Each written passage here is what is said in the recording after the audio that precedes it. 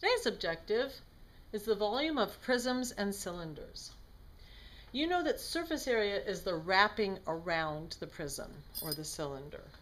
Well, the volume is what fills up the inside of the prism or cylinder.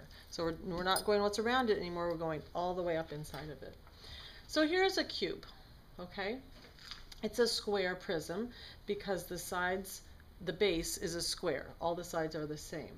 So it's 3 inches wide and 3 inches deep and 3 inches high. Okay, those, you could also say long and wide and high, but a lot of times deep is used, so I wanted to tell you that. If you count all of the individual 1-inch little cubes, you'll get 9 cubes per layer. So if we think about it, like here's 1, and then there would be another 1, 2, 3, in the middle row 4, 5, 6, and in the back row 7, 8, 9. And since there's 3 layers, you'd have 27 cubes in total. 9 plus 9 plus 9. You can also see that if you multiplied the length times the width times the height, 9 times 9 times 9, you would get 27 also. Well, if you find the area of the bottom layer, the base, because that's what it's sitting on, you can multiply that by the height of the prism or the cylinder, depending what your shape is, to get the total volume that would fill up inside of the shape. So for example, here's our 9 squares again. Okay, 1, 2, 3, 4, 5, 6, 7, 8, 9, and then it was 3 high, 9 times 3, 27. So volume, we can say, is the area of the base times the height. Now in the past you may have just done volume for rectangular prisms, in which case you said length times width times height, but we can do triangular prisms, we could do trapezoidal prisms, we can do hexagonal prisms. We just have to find the area of the base and then multiply that by how many layers there would be, or how many layers high, or what the height would be. So remember, here's our volume equals area of the base times height. Capital B is not the same as lowercase b.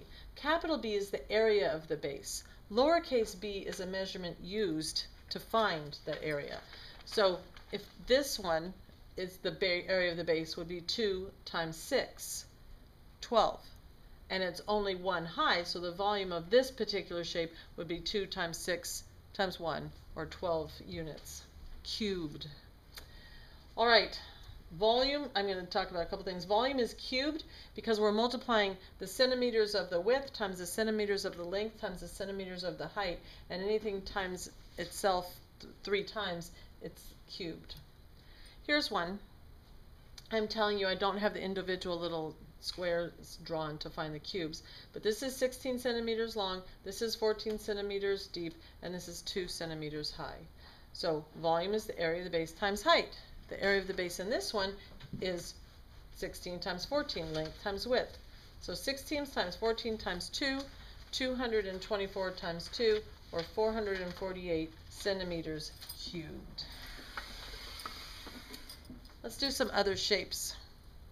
Here's a triangular prism, and it's named for the shape of the base. So the base is what's the same on the top and the bottom. A lot of times you'll see it in the book like this, okay? And you would think, oh, the base is a rectangle.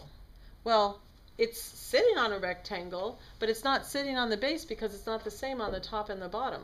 Okay, the top here is an edge. So you have to look at this and go, where is it the same on the top and the bottom? Oh, the triangles, okay? You must be able to identify the base. So in this shape, we'll say volume is the area of the base times height. Area of the base is 1/2 times base height of the triangle times the height for the prism.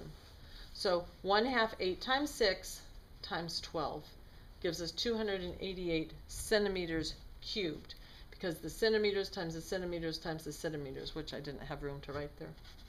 What if it was a cylinder? It's the same formula. Volume equals area of the base times height.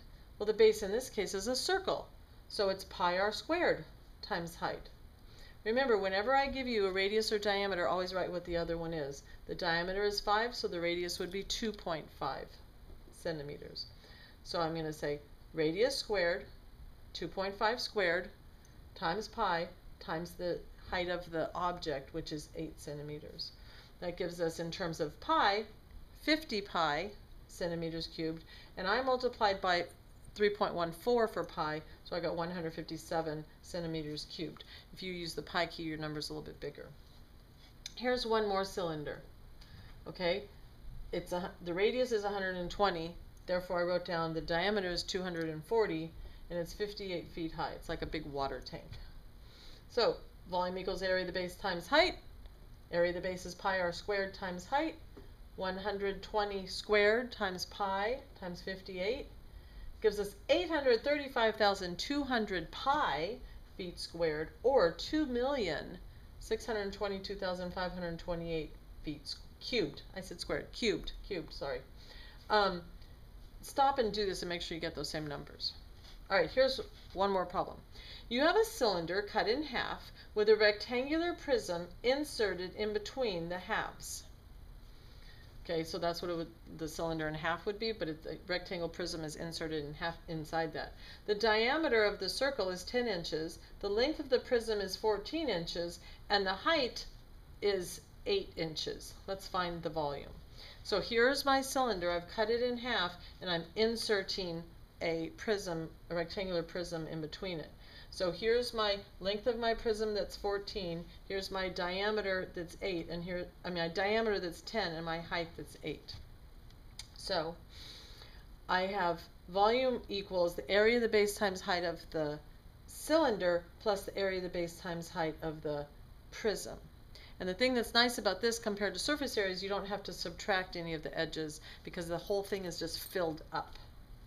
So I'm going to say pi r squared times h for the cylinder, length times width times height for the prism, because the area of the base is length times width. So pi times 5 squared, because if the diameter equals 10, then the radius equals 5. Forgot to write it on that one, huh? Times 8, because that's the height of the cylinder, plus 14 times 10, this will be 10 because that's what the diameter is, times 8. It gives us 200 pi plus 1,120. You cannot add these together because they aren't like terms. This doesn't have a pi.